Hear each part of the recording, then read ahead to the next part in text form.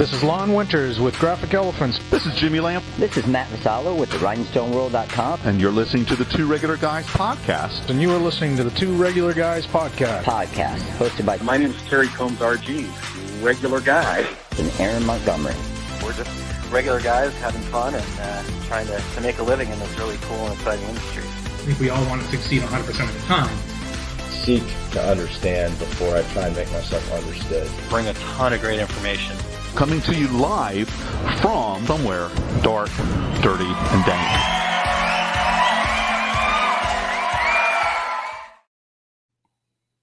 All right, welcome into the show. It is Friday, May 19th, 2023. I'm Terry Combs, and you can find me at terrycombs.com. And I'm Aaron Montgomery, and you can find me over at oursuccessgroup.com. Today, Terry, we're going to be joined by Theresa Hegel from ASI. It's been a little bit, so we've got to remedy that. I'm glad we're finally remedying that situation there, but it's been a little bit, and we're excited to talk to her. Normally, we have a different subject, and we may bring that up a little bit, but probably. But what we really want to talk to her about is this new program initiative they've got going on over there at ASI. Promo for the Planet initiative is going to be the bulk of our conversation today. So I'm really looking forward to that. I think I'm planning to learn a lot. So Terry, you have a notepad ready to take notes for me? I do. I'm ready to. Okay, thank you. Junior yellow legal pad. So, I ran into Theresa at I think it was Atlantic City. I have to ask her. And we're like, hey, we need to. I'm like, we need to get you back on the show, and she agreed. I need to be back on the show, so I'm excited that we're able to do this today. Yeah, really looking forward to it. So we're gonna have that shortly. Say good morning, some folks that have checked in early here. We've got Chuck checking in. Good morning to Chuck and Kingsbury Crafts. Good morning, Jerry. Hello. So if you guys will get out there, make sure that you go and share this, and let's get some more live viewers in the comment section in there and joining us here today. So, Terry, beyond that, we've got a news segment again here this morning. We had a little hiatus last week, but back with some really good news here. So are you ready to dive into that section here? I am. I didn't even get a chance to talk to Adrian, because I came in hot today, 1 minute before we went on the air. So coming in hot, all good. Well, let's go ahead and have that news segment. So Eric, whenever you are ready, sir.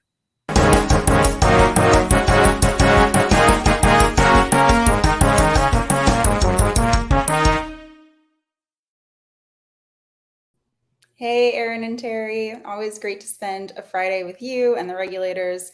Thanks for having me on to share industry news from the screen printing space. Our first news item today, t-shirt maker sued by Trader Joe's. According to Winsight Grocery Business, the California-based grocery chain has filed a lawsuit against apparel manufacturer T-Shirt AT Fashion LLC for selling provocative and controversial t-shirts that incorporate the Trader Joe's logo. The court filing says Trader Joe's contacted the t-shirt maker multiple times since 2021, asking the company to cease the sale of two shirts which use a design bearing similarity to the grocer's logo. TJ's is suing to permanently stop AT Fashion from selling the shirts and recover any profits made from their sale, up to 3 times ascertainable damages. Trader Joe's said in the filing it believes T-Shirt AT Fashion LLC is a fictitious name and is unable to determine the company's true name. On its website, AT Fashion lists a physical address in Cleveland, Texas. Up next, new coffee table book features 350 plus silkscreen concert posters. Higher Ground Music Venue in Burlington, Vermont released a curated collection of more than 350 concert posters titled Echo, a survey at 25 years of sound, art, and ink on paper. The book highlights acts ranging from Phish and Bob Dylan to Maggie Rogers, Anderson, Paak, and Wilco. The final product is designed to resemble a 10 by 10 inch stack of silkscreen posters. Iskra Print Collective and Gary Blodgett of Color Shack printed 367 posters using fine mesh screens, water-based inks, and American Tempo 2230 screen printing press. And finally, in honor of Mental Health Awareness Month, Screen Printing Magazine is offering 30 techniques screen printers can use to overcome anxiety. When our Brain Squad survey members were asked how often they get severely anxious about business-related matters, 18% of respondents said once a day, 23% said once a week, and 15% said a couple times a month.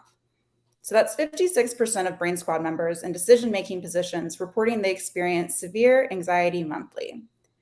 So courtesy of our Brain Squad members, mental health experts, and psychology writers, the article provides 30 tips, including actions to take when anxiety strikes, coping strategies, and ways to build resilience.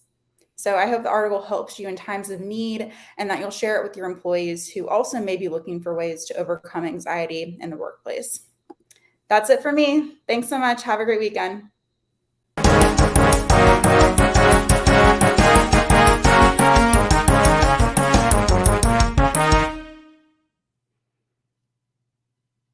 All right. Hey, Aaron, I get anxious every Friday morning. Wonder what that's about. Yeah, right around 10 a.m. Central Time, right? You've had to put up with me for 499 episodes, Terry. That's 499. Anxiety-inducing for sure. So, what a great share. Maybe the episodes 1 through 10 were a little more anxiety-inducing.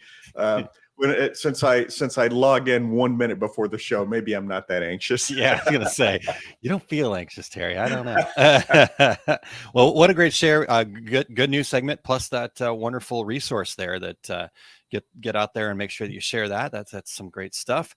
I'm loving the coffee table book. That sounds awesome. Yeah, definitely. Awesome. Cool. Well, thanks very much, Screen Printing Magazine. Make sure that you guys are subscribed to that. All right, Terry. Well, the next thing that people, I think, tune in for, I don't know. I think they do because I love it, but who knows? long as I'm enjoying it. We've got a dad joke from one of our regulars. In fact, I believe he is here in the comments live today. I just saw him say hi earlier. Jerry Dahlheimer shared this dad joke with me. Are you ready for this, Terry? I'm ready. Let's hear it. All right. And you can bring Skynet jokes, whatever you have to do. Okay. All right. Just setting you up a little bit. Okay. Terry, what do you call two monkeys sharing an Amazon account? I don't know, Aaron. What do you call two monkeys sharing an Amazon account? Prime mates. And we even have the parentheses. That's a head shaker. Eric has explained it on screen for our podcast listeners. Thank you. Yes. Eric always has to go in there and those little play on words and explain them in parentheses. So, and Amazon is Skynet, and all hail Skynet. Oh, yeah, Skynet. The other for the podcast listeners on screen, Eric just popped up a thanks, Jerry Dahlheimer, but the thanks were in quotes. So that's awesome. Yeah, we appreciate that, Jerry. And Jerry, you'll also be happy to know that I've actually utilized that joke also in my seminars. So that's getting some mileage out there. I'd have to share the image with you guys, but yeah, for sure. You know, it's a new dad joke. I mean, 10 years ago, there was no Amazon. That's a good point. So. Very good point. All right. We've got also got Barb checking in here this morning from North Central Minnesota, and Kingsbury says good morning. All right, Terry, let's keep this going. We've got to get to Theresa here, and we've got lots of great stuff to talk to her about. So keep us on track, would you? Absolutely. Before we go any further, we want to thank everyone for checking out the Two Regular Guys podcast. We are always looking for new guests. So if you or anyone you know would like to join us, go to calendly.com/2 regular guys with your show ideas. We would love for you to be a part of our new show intros. They get a little dated. So every couple of years we go in and try to get some new recordings of folks at the beginning of the show. And so send us your videos or just select the mic option. It's really easy to do. So go out there and do a quick recording for us. And hey, if you mess up, just start again. And we would love to have some new voices in our intros. So if you're also listening on the podcast version of the show, we would appreciate you sharing the Two Regular Guys with all of your industry friends so they can become regulators too. And we would appreciate you giving us feedback on anywhere you're listening to podcasts: Apple Podcasts, Spotify, iHeartRadio, Stitcher, Amazon, all hail Skynet. podcast wherever you do your podcast listening. And if you're watching us live right now, please join in with your comments and your questions. Yes, indeed. Thank you for tuning in, all the regulators that are joining us live right now. And Terry, back to that intro segment thing. We want all the voices, right? That doesn't have to be, we've had vendors, we've had, different people that have been part of that, but regulators, decorators, right? Whoever, we want those voices on there. You just, get to be part of the show. So you just go to, for the podcast listeners here, go to decorators.inc, INK /intro, INTRO. So, all right. It's 20 seconds out of your day. That's right. That's right. And you get to be, you can live in, not infamy. Maybe infamy. I don't know. Who knows? All right. Well, real quick before we get Theresa in here, I do have a little piece of, basically now I feel like I'm piggybacking off of Adrian's segment there, but a little bit about mindset here real quick from our success group.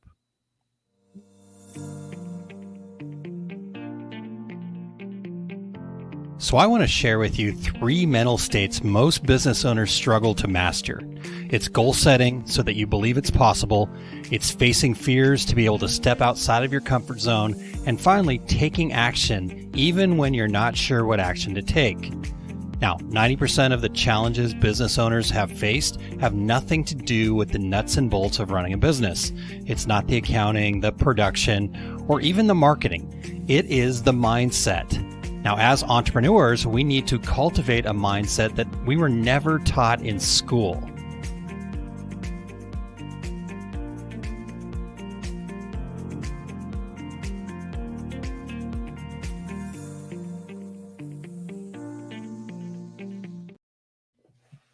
All right. I know it was a little bit of a cliffhanger, but I promise it's not intentional. I'm not trying to bait you into anything. Just didn't want to have it go on forever. So if you want to go watch more, just go to that osg.link /mindset and learn a little bit more about that business owner mindset. So Terry, you ready? Are you? I'm ready. Let's I'm excited. Bring Theresa in. I'm excited. So yeah, Eric, whenever you're ready, let's bring Theresa in here and we'll welcome her back. Hello there. Welcome back to the Two Regular Guys podcast. How are you guys? We awesome. are doing good to great. see you again. Yeah, definitely. And it was Atlantic City. Okay, good. All right, good. We got that cleared up. Well, all right. So it has been too long, as we discussed. And in the past, we've had you on to talk about the ASI State of the Industry report. And we definitely want to do that. We want to cover that at a not too distant future here. Yeah, so it'll be coming out this summer. So this summer? Okay, cool. Fresh. Cool. We'll put it on our calendar to reach out on that. But you shared with us a cool program that you guys are launching here. And so we're really excited to talk to you about that and just all things surrounding that. But before we kind of dive into that, give our listeners, anybody that hasn't had a chance to meet you yet, give our listeners a little bit about you, a little bit about ASI and the Promo for the Planet initiative. Just give us the quick 101 there. All right. I'm Theresa Hegel. I've been with ASI Media for 9 years. I'm the executive editor of digital content. Before that, I was a newspaper journalist for many years. So that's where I come to things from. I've always been kind of a writer, editor, word person. But ASI, as I'm sure many people are aware, is like a media and technology company for the promotional products industry. So we have all kinds of, solutions and things for people. But I'm in the editorial side. I write for the website and the magazine, Counselor Magazine. And last year on Earth Day, we started Promo for the Planet, which is kind of an educational resource hub where we talk about all things sustainability and how people in the promo industry can become more sustainable, things that they need to know. It has has a glossary with definitions, explanations of different certifications that are out there. And we also, actually, this year we just launched something new called the Do-Gooders Directory, which is a listing of different suppliers and distributors, talking about the give back programs they have, whether or not they're like a B Corp or have another kind of certification, and just kind of any kind of charitable initiative they have. So it's a nice little you can, if you don't know that much about a company, you kind of go look at this directory and see, oh, they're doing this, or oh, they're 1% for the planet. And it has a lot on there, but it's not exhaustive yet. So, if you were looking at it, you're like, oh, why am I not on there? Or why is this person not on there? Like, reach out to me and we'll get that rectified. I update it every week, but we just wanted to get it started. So yeah, that's awesome. Well, sustainability is kind of a catchphrase right now. Everybody needs to have that on their website, right? Yeah. But Theresa, talk to us a little bit about why it's not just a trend, but it's a long-term commitment, specifically in the promotional products industry. Yeah, I mean, I think when we started the Promo for the Planet site last year, I was a little skeptical that I would have enough content to keep this going. Because I committed, I was like, I'm going to have something new on there every week. I'm going to do this. It's going to be a thing. And I was like, is it really going to be that easy? But it actually has been. There's always something new that people in the industry are doing, or just like information that people need to be aware of. So I would say, and this is what a lot of people have told me, is just that, maybe back in like 2007 or 2008, sustainability, like eco-friendly stuff, that was kind of a trend. And it sort of went away with the recession. But during the pandemic, it's really come back. But I think this time around, it's a little bit different, because it's not just a little added bonus or something like, it's not a nice to have anymore. It's something that you kind of have to have, because consumers expect it, brands expect it. They want to know what you're doing. They need and I think a lot of, suppliers and distributors that I've talked to, they said this is what big brands are asking for in like RFPs. They want to know, what your supply chain is. They want to know, what makes this sustainable. That all is part of the deal now. It's not just like, oh, a couple of people are doing this because it's fun. This is what people need to know.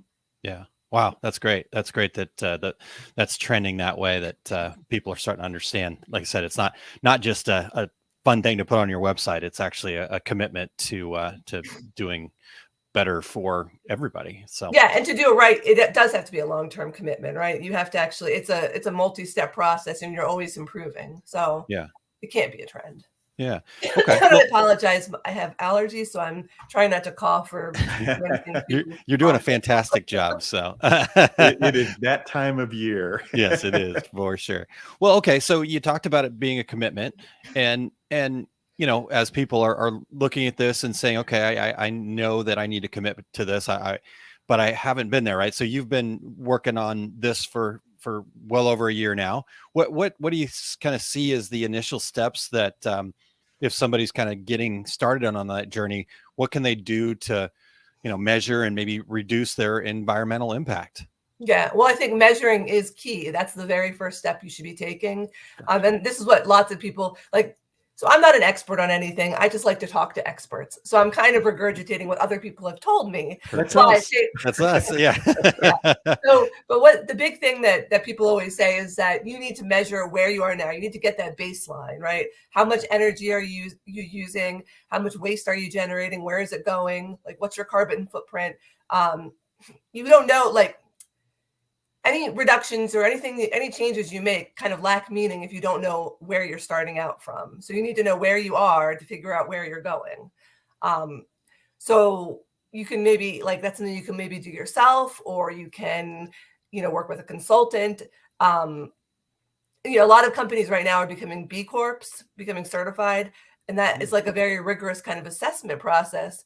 But even if you don't intend to do that, I've heard people say you should just go through the little assessment tool just to see where you are. You know what I mean? You may not go through the whole process, pay the money, or do all the stuff that requires you to be a B Corp, but you could take that test and kind of, it'll give you an idea of where you need to change. So that's an idea. You can always work with an expert. There's plenty of people out there that specialize in this, but you can just, you measure it. And then I think, so it's not too daunting. I think it's okay to start small. Like, maybe you just do, invest in more efficient, like energy efficient lighting, or look into like solar panels, or, maybe you start like a policy where you're reusing your cardboard boxes. You know what I mean? Like, I know, I think it was the first time I heard this, I thought this was so clever. Was it Rick Roth? Maybe he was talking about how they just have a sticker they'll put on boxes that say, "Hey, this is a recycle. We're reusing this box intentionally. So it may look like it's coming from somewhere else, but this is like an eco-friendly thing that we are choosing to do." So you can still kind of market it that way, even though people will be like, "Why are you sending me this old box? This is not like a Gildan box or something that we don't." You know what I mean? But like you put the sticker on there, and then it shows like, hey, this is an intentional thing we are doing. And I think that builds goodwill, and it's like, oh, it makes people think. So I thought that was a really clever idea, and it's a very simple thing to do. Sure. But I mean, there's also lots of companies, I think, like Eco Enclosed, that have like sustainable packaging solutions. So like, how can we get rid of like packing peanuts, or like those plastic bubble wrap things? Yeah. There's different things that you can do to make your the shipping greener. And I guess another thing is just educating yourself and then educating your clients. So they're not going to make, like, some clients, some customers want this, but they don't necessarily know what they want. So you need to kind of lead them in the direction of what the better choices are that are out there. Nice. I can picture Rick also saying, "And look, I got a free box." But it's good for everybody. But and I think one of the things that you said there is just start. And it's like anything, just do one thing, because it can be kind of daunting to say, okay, we're redoing the way we do business, starting with this, and this. Just do one thing, and then it will build upon itself. Well, like Aaron said, you got to set some goals, right? So you can, just like you have to set goals for your business, you can set goals for sustainability. It's the same thing. So like I would say, like, most businesses need to know their financials really well, and they should be tracking that. In the same way, you should be tracking these sustainability kind of metrics, which I think will also help you with your financials, because it can be a money saving thing if you're saving energy, or if you're not throwing away as many things. So, I mean, it's all kind of interconnected. Yeah, That's absolutely. Awesome. What a great way to put that. Thank you. Well, something that we've been hearing really this year on the show is circular economy, and so that terminology is really gaining momentum. How do you see the circular economy, the impact specifically within the promotional products industry, in the short term and long term? Yeah, I mean, that whole concept is something I've been hearing a lot more as well. And we did just write a whole cover article about the circular economy, which was in our the Promo for the Planet issue of Counselor Magazine, and it is on our website too. So I go into that in a lot of detail, but the circular economy is kind of this idea about, reusing items, designing them from the beginning with the idea that they're going to have like a high value, be used for a long time, but also designing them so that they can be easily recycled or easily ecologically or whatever, environmentally, like, disposed of. So I think it's the Ellen MacArthur Foundation does a lot with the circular economy, and they talk about, the three principles are eliminating waste and pollution, circulating products and material at their highest value, and regenerating nature. So I think one of the big things with the circular economy is, if you start embracing it, it's also a way to kind of raise the profile of the promo industry and the t-shirt business, so that you're kind of like elevating it above that kind of bad reputation of it being like trinkets and trash. If you can be like, no, we're making these like high quality things that people use for a long time. And I mean, like, we all know that there's some truth to this bad reputation, but there's also so much more than that. Yeah. But it's something that we have to work against. And I think being able to show that people are following these the circular economy is one way to show, like, no, we're thinking about what happens to this product when it's at the end of its life, or we're that they want, and it's a high quality item that's going to last for like years to come. So I think the value is a lot of it's reputational, and it's it's good for everybody to be getting people promo items and t-shirts and wearables and things that they actually want to receive, and things that, you know, are functional and work well and are going to last. So Yeah. it seems like it's actually kind of a simple concept, and it should be something we were doing all along, but you know, now people are actually talking about it more. Yeah. Yeah. That's so true. And I love that. In fact, I remember, you know, just in the promo products world in general, right? The discussion, changing that discussion from trinkets and trash to, you know, number of impressions. It, you know, instead of just giving somebody a hat, for example, that they're going to, you know, maybe wear once and throw away, why not give them their favorite hat that they're going to hold on to for 15 years? And just imagine how many times your logo is going to get seen with that favorite hat. And I mean, just like you said, we should have been doing that before it impacted the sustainability thing. But to bring this into this circular economy, I think that's a great way to put it. And that's that's the best I've ever heard it explained too. So thank you. Well, I did write a really long article on it, so hopefully I got something. No, I thought it was awesome. well, Theresa, when you started working there 9 years ago, didn't they give you a list of phrases you're not allowed to say? And trinkets and trash was on the top of that list. No, but they probably should have. It took me a long time to even understand what a promo product was, even after I started working at ASI, which is kind of bad, but I think I've got it now. So. Yeah. Stick with what you're good at. All this, the writing and the wonderful stuff. Okay. Well, I love this idea, and I think this understanding of it, as you've been writing about it, as you've been working on it, have you kind of seen any particular examples that you'd be able to share with us of people, you know, maybe in the supply chain of promotional products, and then kind of what the benefits of focusing on that for their business and the environment? Yeah. I mean, I feel like I'm hearing more and more examples like all the time. So there's a lot of companies that are doing more things like upcycling.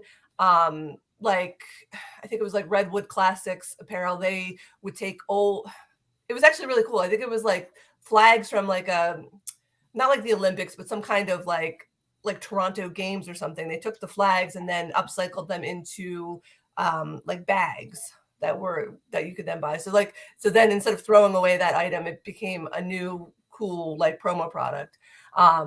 I think it was Botanical Paperworks recently started taking old wooden pallets and upcycling them into soap dishes and coasters, which I think that's cool, because there are a lot of pallets that, you know, just get trashed. So there's plenty of raw material for that. Of course, there's like Everywhere Apparel that makes t-shirts from recycled cotton, and they have like that whole kind of closed loop production where you can, they have a take back program where you can send your old shirts to them and then they'll get it like remade into new fibers. So that's pretty cool. And then even just, I've been hearing more about on the side of like regenerating nature, a lot of companies are starting to partner with Veritree, which is, it's a sister company too. Do you know that company Tentree it's like an apparel company that for every clothing item, I think they have 10 trees planted. Oh, okay. That's why they're called Tentree. Yeah. So, I mean, they've been doing that for a while, but I guess what they had run into was discovering that a lot of these tree planting initiatives that they thought they were investing in couldn't really be verified, or they would go back and like the impact wasn't really there. So like it was very frustrating for them. So they started Veritree, where you actually have like this public dashboard and you can pick like where like they have like tree planting programs and kelp planting programs, but you actually can see where that's being planted, how many are planted, and I guess it's like all kind of verified through the blockchain, but it's like really all about having this very high value give back, you know, nature regeneration element. So I think it was Fairwear is one of the ones that is doing it. Social Imprints, and ETS Express, I think, is another one. So they all have this built into, you know, whether it's like a specific line of things that they're doing, you know, they'll have a tree planted for, you know, each product or like every product, but it's all transparent. You can go onto these public dashboards and see exactly how many trees have been planted so far. So I think that's kind of been a big trend too, which is awesome. Yeah, I love it. I love it. Real quick, Terry, before we get to the next question for Theresa, Eric said stealing from Jeremy Picker, ending brand fill. That concept of, yep, here's your you go to that trade show, you get your bag full of merch, and that is in the trash can outside the front door, right? Because I mean, I think that sums it up. I love the brand fill term because it's, I mean, I don't love brand fill, but it's a very pithy way of putting what we don't want to be doing. Yeah, that's totally cool. And Eric did put a link in there for those that are tuned in here. It's Veritree, VERI tree.com if you want to go learn more about that. So awesome stuff. All right, Terry, I'll get out of the way again. Along those lines, everybody has to be talking sustainability right now. So what you're talking about, greenwashing, is a concern. And I don't know why my mind works very weirdly, but years ago, there was a Simpsons episode where they had Mr. Burns had a recycling center and all the recycling trucks were going in the front and the back was just open to the ocean and all this stuff was just going out the back. So how can industry professionals, and you've already touched on this, but how can buyers navigate through all these claims and identify what is genuinely a sustainability effort? Yeah, I mean, it can get tricky for sure. I think one of the big things is just be willing, like, communicate with your suppliers, ask them deeper questions, don't just take anything at face value. If they're just jumping on the bandwagon and can't really answer specific questions about what they're claiming, then that's probably greenwashing. I mean, a lot of the suppliers that I've talked to in the last year about this, they specifically say we want people to be asking us questions. People are not asking enough questions. So you have to have that curiosity and want to know, well, what, like you said this, but what does that actually mean? Look for a transparency, look for, a lot of companies are putting out, like, the corporate social responsibility, reports or ESG reports every year. So, read through them, see what they're saying, see what they said they've done. Ask for documentation. If they say that they're using, organic cotton or recycled cotton or the rPET, like, they got to show their work, basically. Show us, where is this actually coming from? You can say, people say lots of things, it doesn't make it true. Another thing I think is a lot of times, especially bigger brands, they'll do like these, really highfalutin kind of pledges that are like, we're going to be carbon neutral by 2040, or we're going to get rid of all, plastic by 2050, or, whatever it is. But it's like so far in the future that sounds good, but it's kind of meaningless. Yeah. Yeah. What are you doing today? It reminds me of conversations with Mel Lay from All Made Apparel. If you say, hey, Mel, explain to me, what you're doing, prove to me what you're doing, pull up a chair, because she will tell you a tale. Yeah. So, I mean, like, that's the thing. I feel like the people that are actually into sustainability, they love to talk about it. They're going to want to have that conversation, and they know what they're talking about.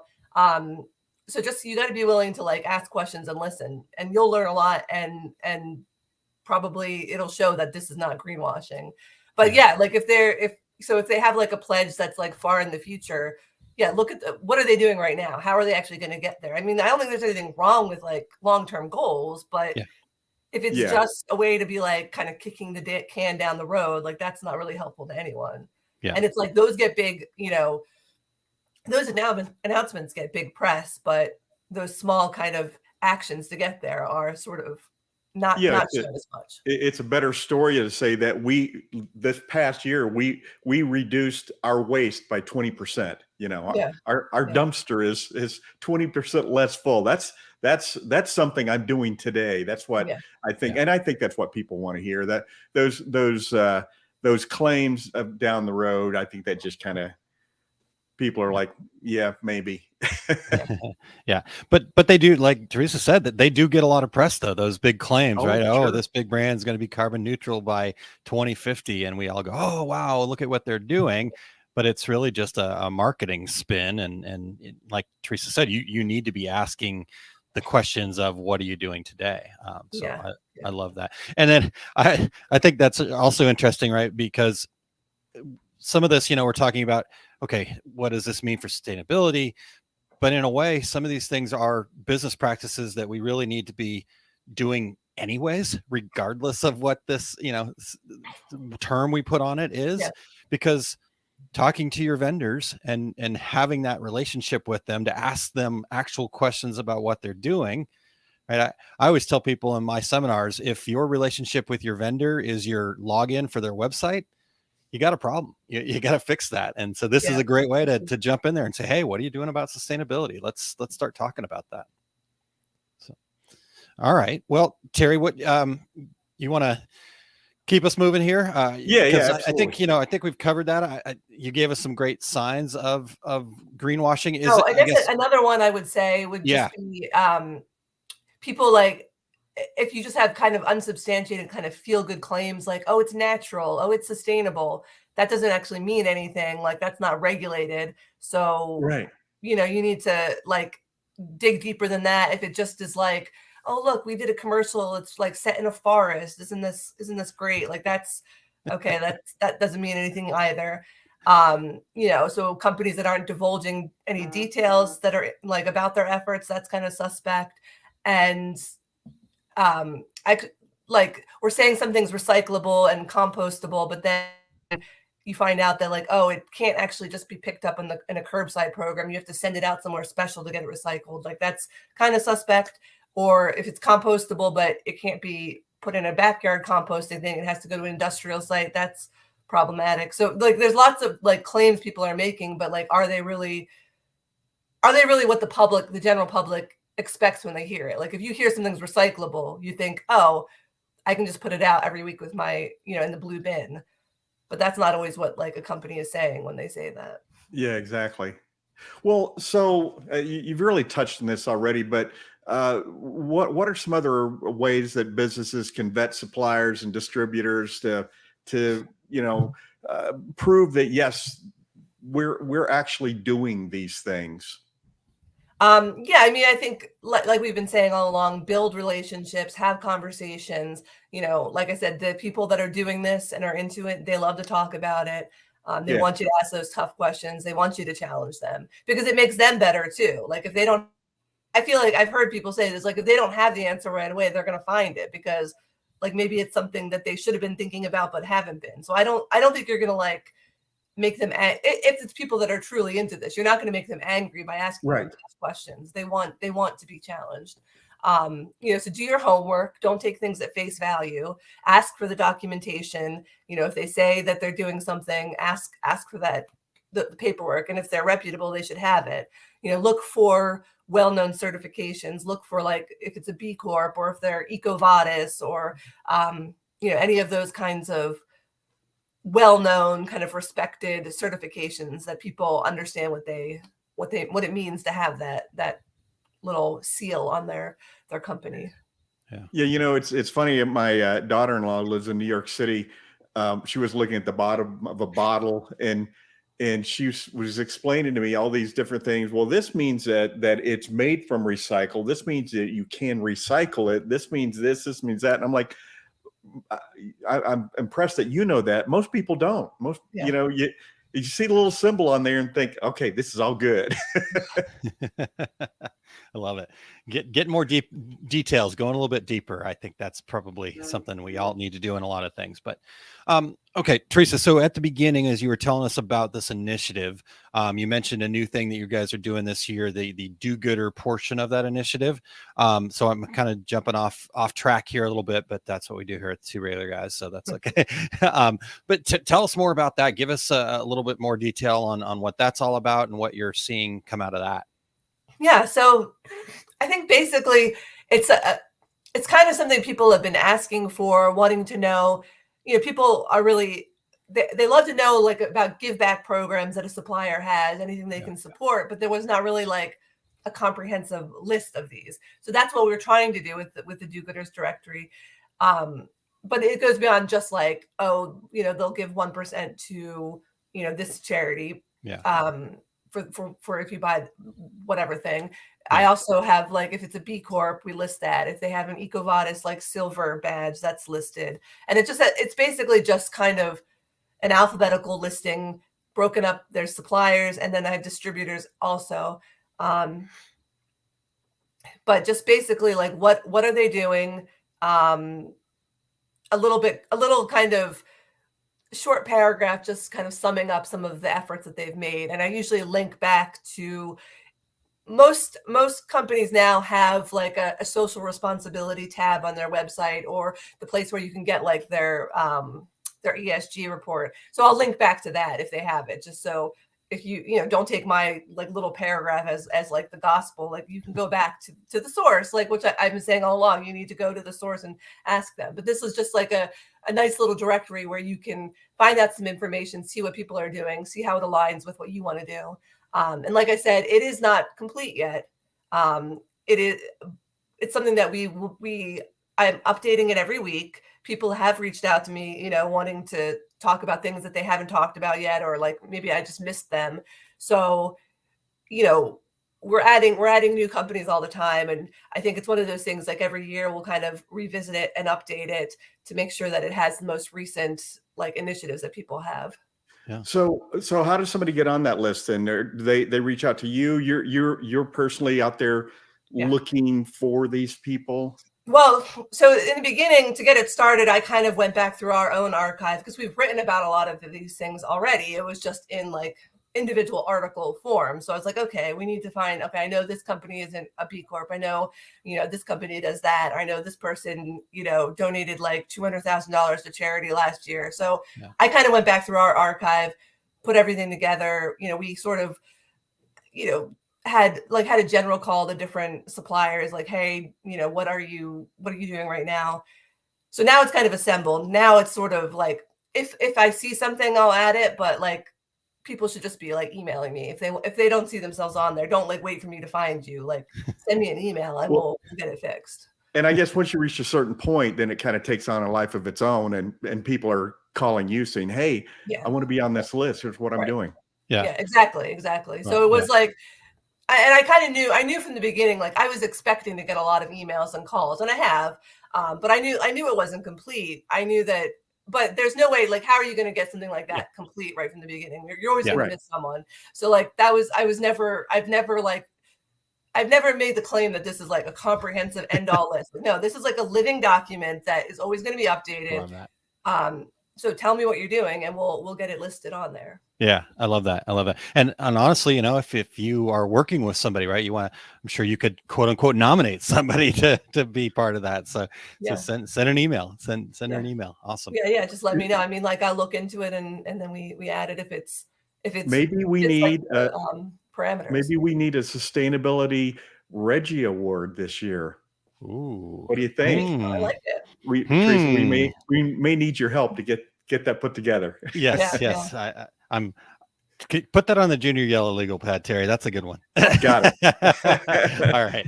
Awesome. Well, okay. So this has been great. You've given us tons of examples. You've given us plenty of strategies that we can use and stuff like that. But are there some other success stories out there that you might be able to highlight for us? I guess also kind of tell us about, their integration into this being part of their core business. Again, not just a marketing initiative. And maybe at this point, they've been doing it long enough that they're able to see some results in both their company and the environmental impact. Yeah. Well, actually, I have a really good example.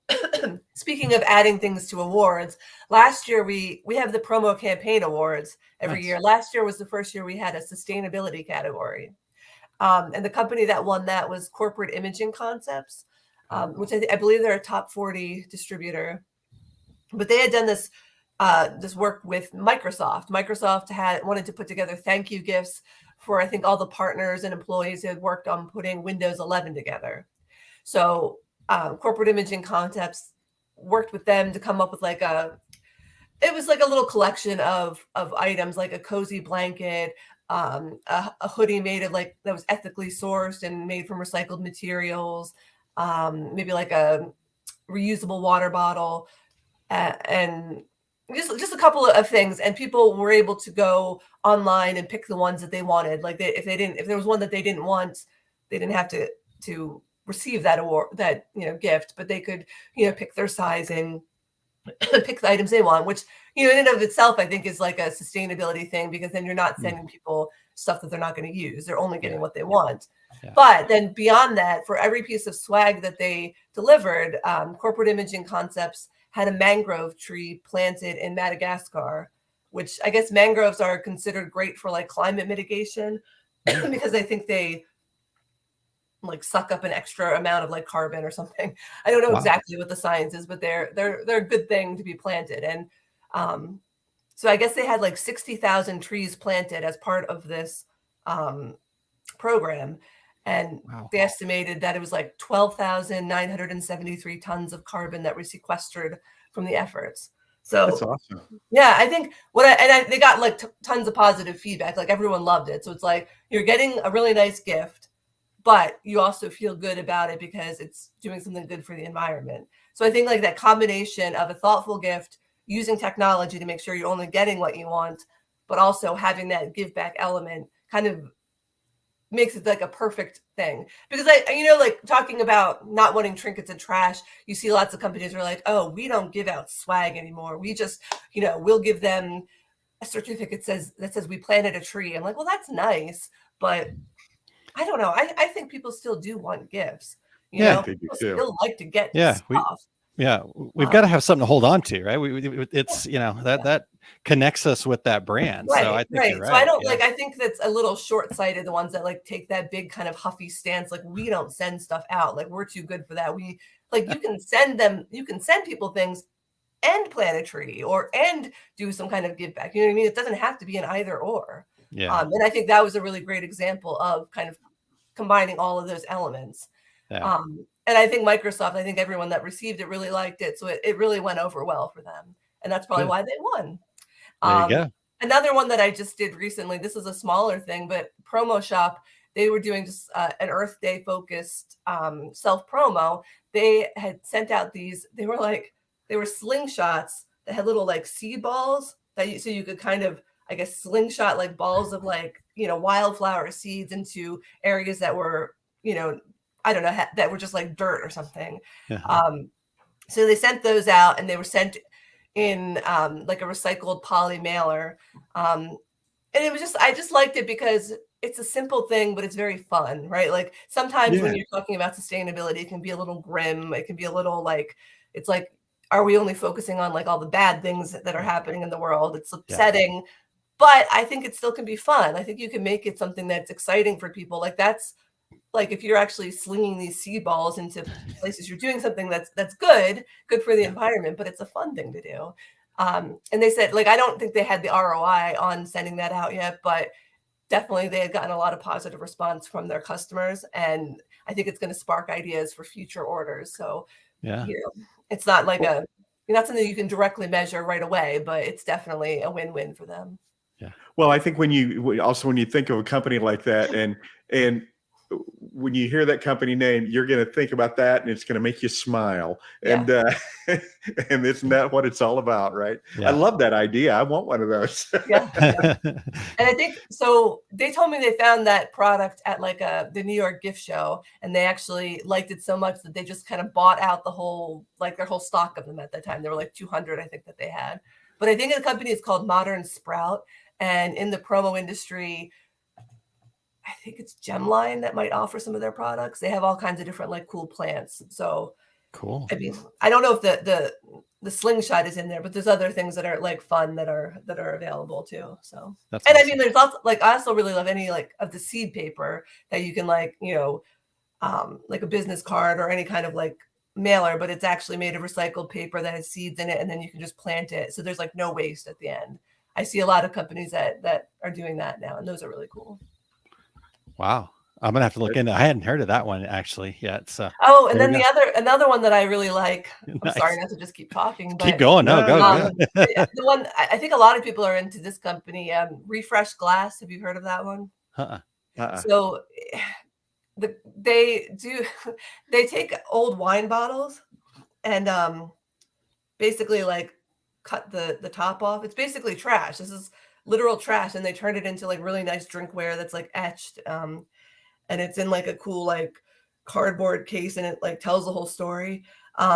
People really like those, and they're really nice glasses. And it's like you have this nice, nice glass, and then you can say, yeah, this was trash. This was literally trash.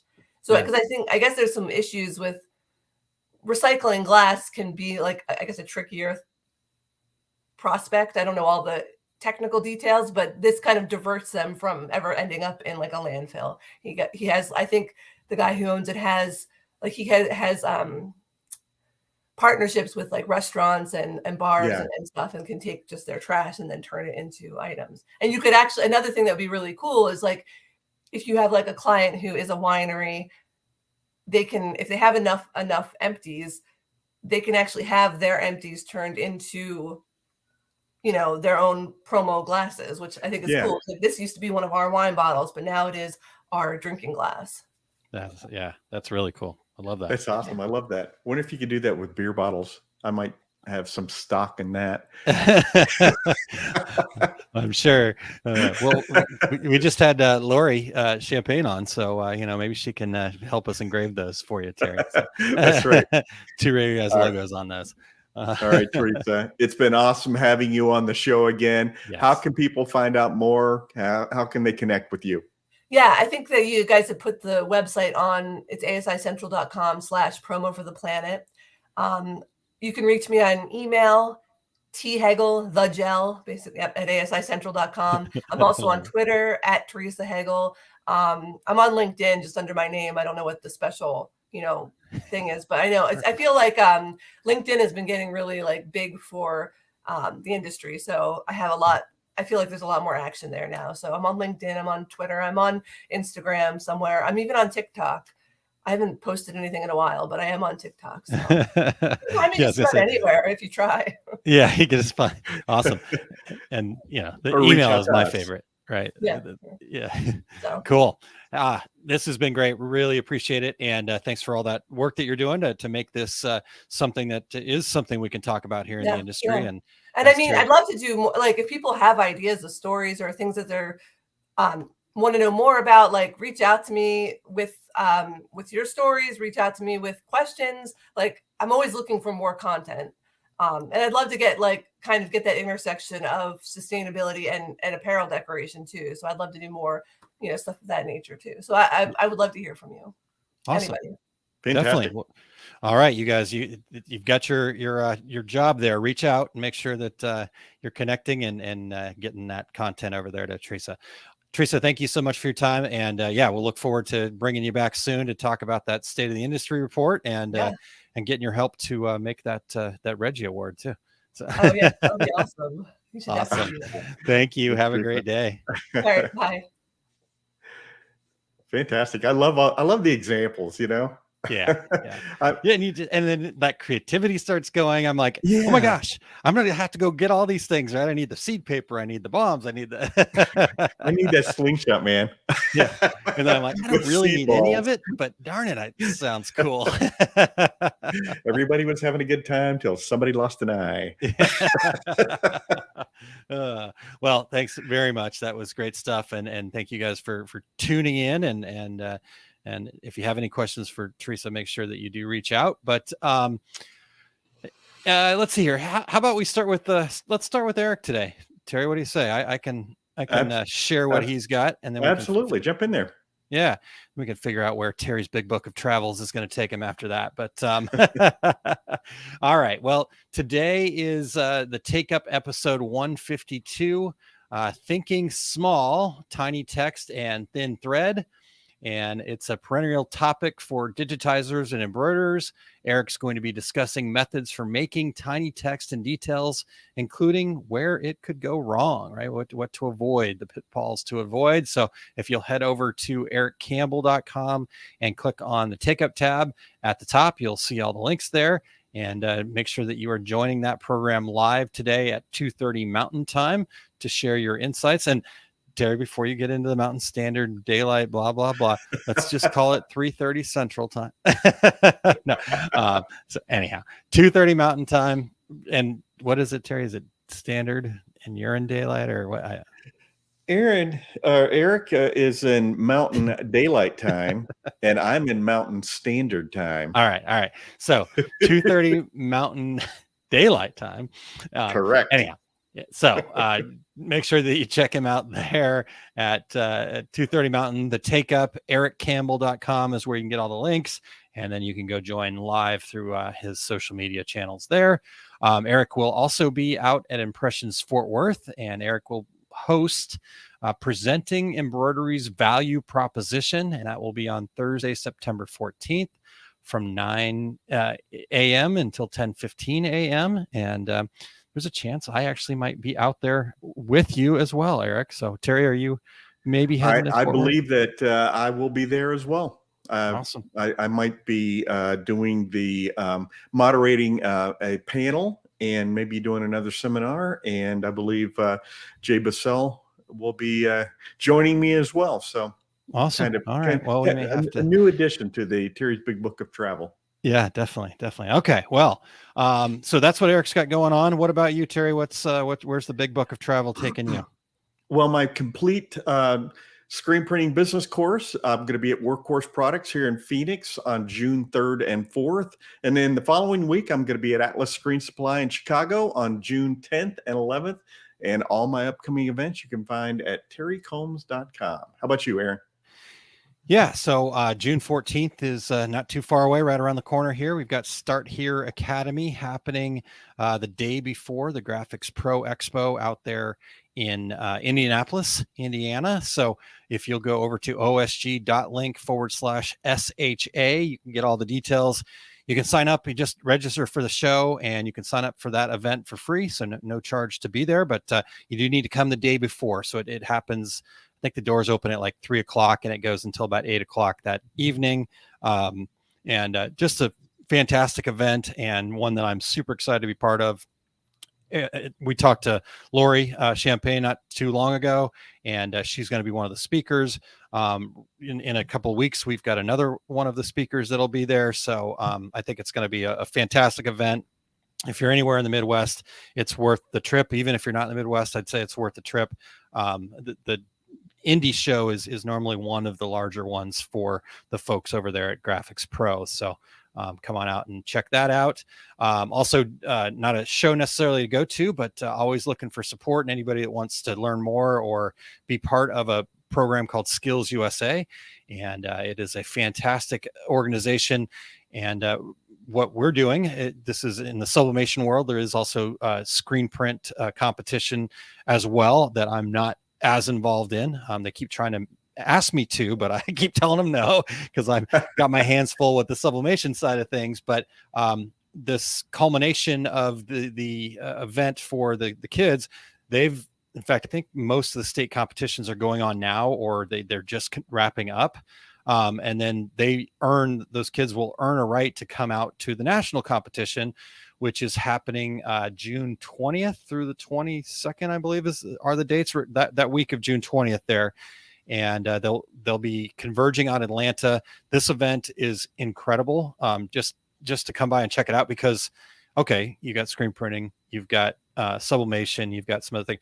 Anything that you could think of is going to be under the roof there at the Atlanta Convention Center. If you've never been to the Atlanta Convention Center, it is a huge convention center, and they're taking up every single one of the venues there. So the entire convention center is going to be full of Skills USA. I think there's about 150 different competitions that'll be going on, from electrical to construction to car repair to graphic design to culinary, hair and nails. And like I said, we've got our place there in sublimation and screen printing. So just come check it out and see what these young people are doing. There's a real passion for our industry there. And if you want to support it, if you want to, check it out, you want to learn more, not only supporting the national competition, but being able to support some of your local and state competitions and whatnot is going to be of huge value as well. So just reach out to me, Aaron at tworegularguys.com, and I can get you more details. And, we've got some great people already said that they're going to support us, but I'm never turning away any support. So, Exactly. All right. And then Terry, Michelle Novell, she had shared a YouTube link in there that you can go watch if you go over to the Facebook comments there. How to make a beer bottle into a glass. So all right. Check that out. All right, Terry. Well, what a great day today. Want to thank Theresa again for her time, and make sure you get over there to ASI and check that out, and make sure that you're also reaching out to her, sharing any content ideas or people that maybe she should be in touch with for sustainability, for all of these cool things that they've got going on over there. And then we will look forward to having her back sometime after the summertime to talk about that state of the industry report. So absolutely. Terry, it's been great. It's been an awesome show. Yeah, absolutely. And we want to thank Eric Campbell for being our show producer and doing things like sending me this message. Terry, are you on your way, sir? Somebody's got to herd these cats, Eric, and you are the man. So we appreciate you very much, sir. Your efforts do not go unnoticed by us. Hopefully you regulators realize that this show would not be possible without Eric. We've been spoiled. So thank you, exactly. Eric. Terry, next week, kind of a big deal. You know, we're gonna figure out how to best celebrate, but I'm still trying to talk my wife into letting me set off another one of those confetti cannons. So we'll see how that goes. I did ship them to you guys as well. So I don't know if you got them yet, so you can set them off too. I'm just kidding. I did not, but I might think about that now. Anyhow, next week. I'm just going to say now, I'm not allowed. I know, but that's what will make it so much fun. All right. So next week, Terry, is the 500th episode. It just blows my mind. 500 episodes. So we're going to obviously do a little review. We're going to do, kind of some of our favorite moments, just kind of some opportunity to kind of harken back. So we need you guys, the regulators, to show up and make sure that you share some of your key takeaways, some of your favorite moments, things like that. And then we're also going to talk a little bit about, what we foresee the future, right? Okay. Episode 500. What do we think is going to happen by episode 1000? Right. So, and Eric will be joining us live as well. He will be on screen. On camera. We will still make him push the buttons, but that's poor guy. He's great at it. So anyways, and Kim Johnson says no, so I don't know. Come on, Kim, it's just one time. It'll be fine. Even though it's 6 months later, I think I still find some of it. But I was going to say one time for a lifetime of confetti. That's right. I can't wait. Super excited about next week, Terry. Me too. And tell your friends, anybody who's a regulator out there, we'd love to have you on the show for the 500th and come and join us and share your thoughts as well. And it's going to be a fun day. But until then, I'm Terry Combs. He's Aaron Montgomery. And that was the Two Regular Guys. Here we go. We're out. Awesome. Thank you for listening to Two Regular Guys. Check out our website at tworegularguys.com. That's the number 2, regularguys.com. You can also interact with us over at our Facebook page, facebook.com/tworegularguys, or send us a tweet, twitter.com/tworegularguys. And we have a YouTube page. You can find all that from our website, tworegularguys.com. Thanks for tuning in, and we look forward to spending some time with you again next week.